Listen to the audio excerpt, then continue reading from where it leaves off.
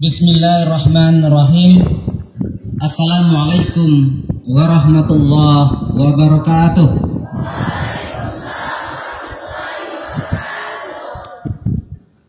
Innal hamdalillah nahmaduhu wa nasta'inuhu wa nastaghfiruh wa na'udzu billahi min sururi anfusina wa min sayyiati a'malina. May yahdihillahu fala mudilla lahu wa may yudlilhu fala hadiya lahu. La in syakartum la azidannakum wa la in kafartum inna azabi lasyadid. La haula wa la quwwata illa billahil aliyyil azim. Amma ba'd. Anak-anakku, sebelum saya menyampaikan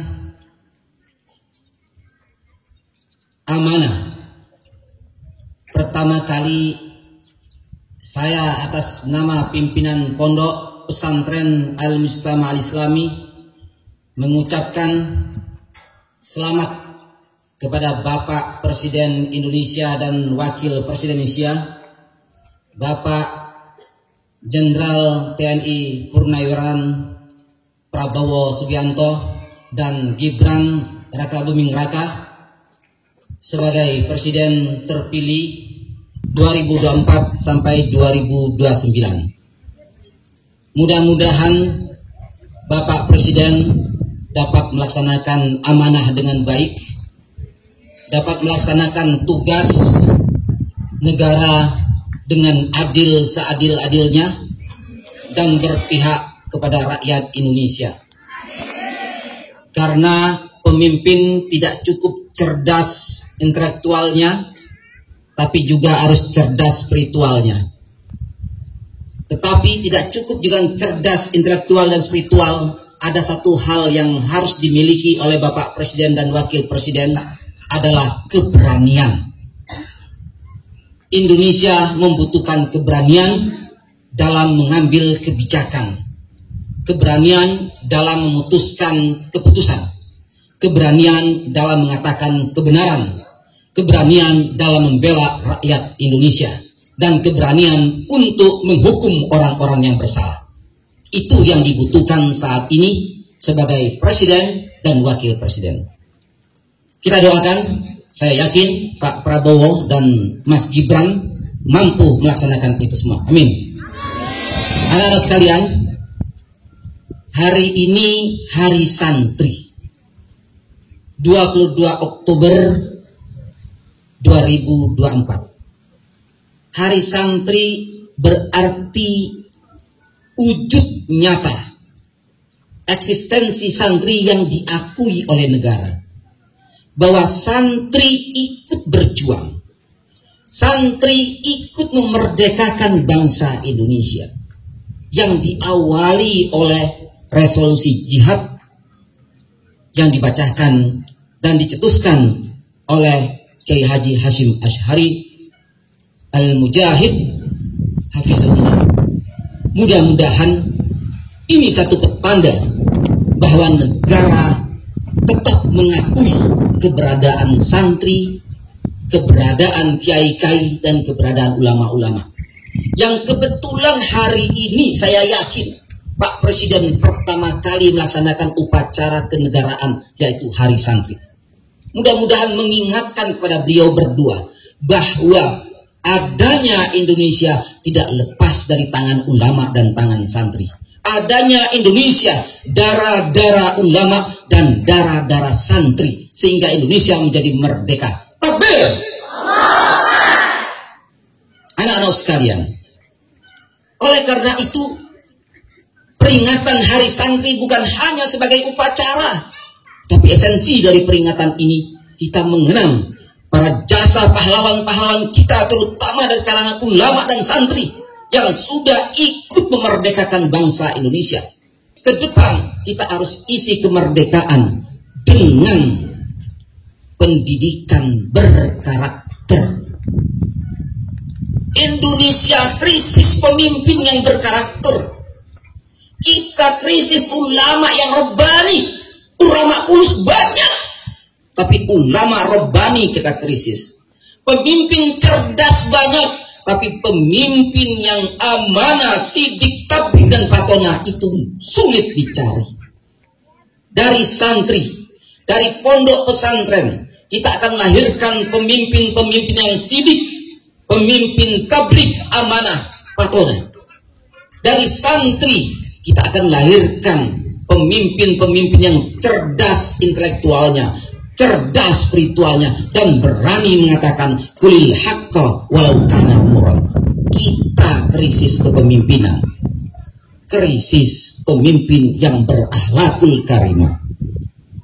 Maka saya sangat yakin dan bangga ketika pidato perdana Presiden Indonesia Prabowo Subianto ingin menegakkan keadilan, ingin memimpin untuk mensejahterakan rakyat.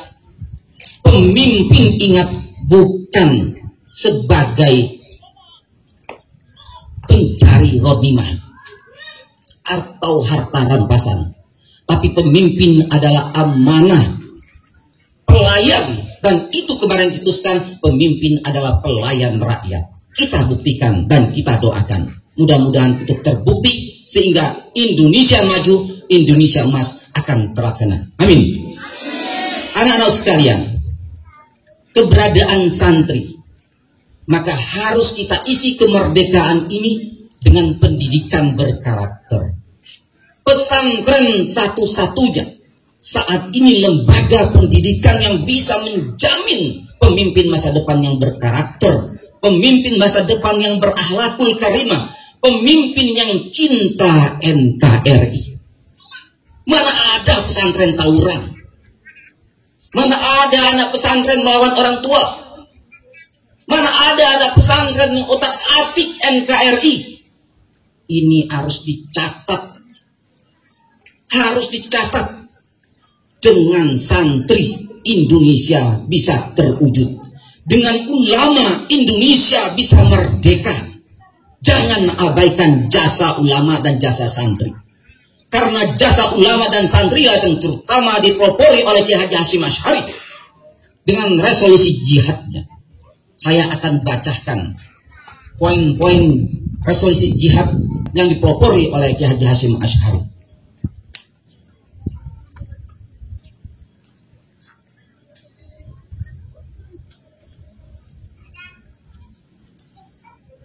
Ini bukan teks resolusi jihad yang utuh, tapi intisari yang saya bacakan. Resolusi jihad yang dicetuskan oleh Kiai Haji Hasyim Asy'ari pada tanggal 22 Oktober 1945 adalah sebuah fatwa yang mendorong umat Islam Indonesia untuk berjuang mempertahankan kemerdekaan dari agresi militer Belanda dan pasukan sekutu Nica. Resolusi ini dikeluarkan oleh Nahdlatul Ulama sebagai respon terhadap ancaman kembalinya penjajahan setelah proklamasi kemerdekaan Indonesia 17 Agustus 1945. Dalam resolusi tersebut,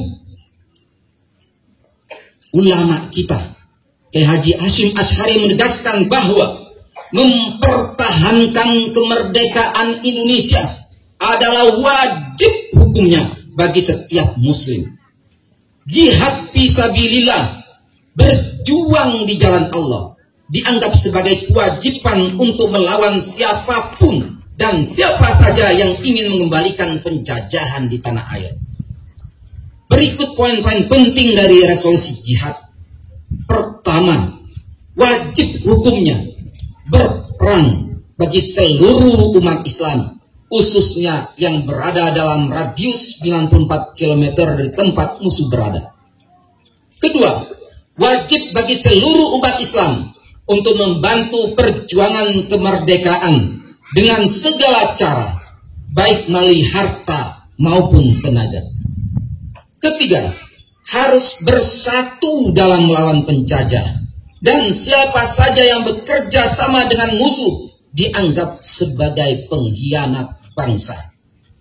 Resolusi inilah memicu perlawanan besar di Surabaya yang kemudian dikenal sebagai pertempuran 10 November 1945,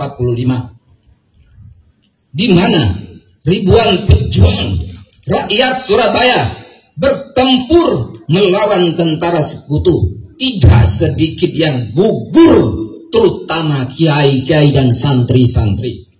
Peristiwa tersebut akhirnya menjadi salah satu tonggak sejarah dalam perjuangan mempertahankan kemerdekaan Indonesia. Anak-anakku sekalian, jelas sekali bahwa dari resolusi jihad ini memantik perjuangan dan kemerdekaan Indonesia. Oleh karena itu, ke depan, ayo santri, ulama bekerja sama dengan pemerintah untuk menjaga NKRI. Dan juga pemerintah, ayo support, bantu, perjuangkan santri-santri, ulama-ulama, pondok-pondok pesantren, karena merekalah sebagai tonggak perjuangan bangsa dan yang akan tampil di depan mempertahankan NKRI. Mudah-mudahan Hari Santri ini merupakan cikal bakal ke depan. Indonesia akan maju, Indonesia akan menjadi Indonesia emas di bawah pemerintahan Prabowo Gibran. Amin. Assalamualaikum warahmatullahi wabarakatuh.